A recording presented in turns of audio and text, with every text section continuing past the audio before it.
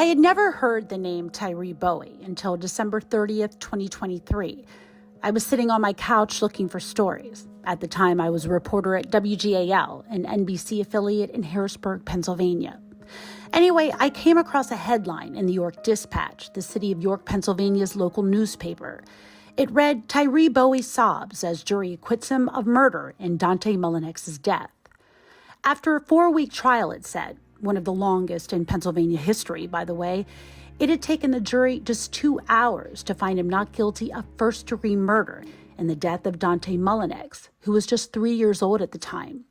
Tyree was also found not guilty of manslaughter and child endangerment. This stood out to me because you don't often hear not guilty in first-degree murder cases.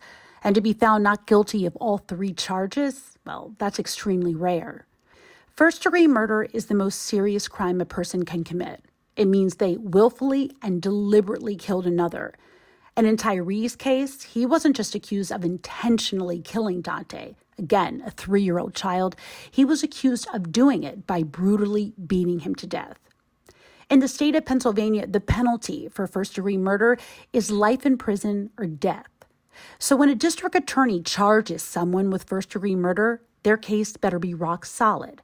But obviously it wasn't, which of course got me thinking. Not only had the jury deliberated for just 2 hours, which says a lot in and of itself, members of the jury later said it only took them 30 minutes to find him not guilty of first-degree murder.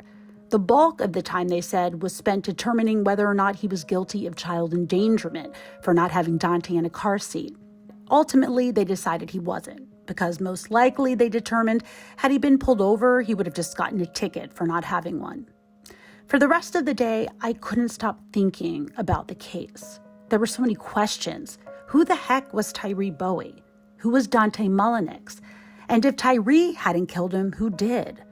But the biggest question of all, if 12 people were so certain that Tyree hadn't killed Dante, why was the district attorney's office so certain that he had?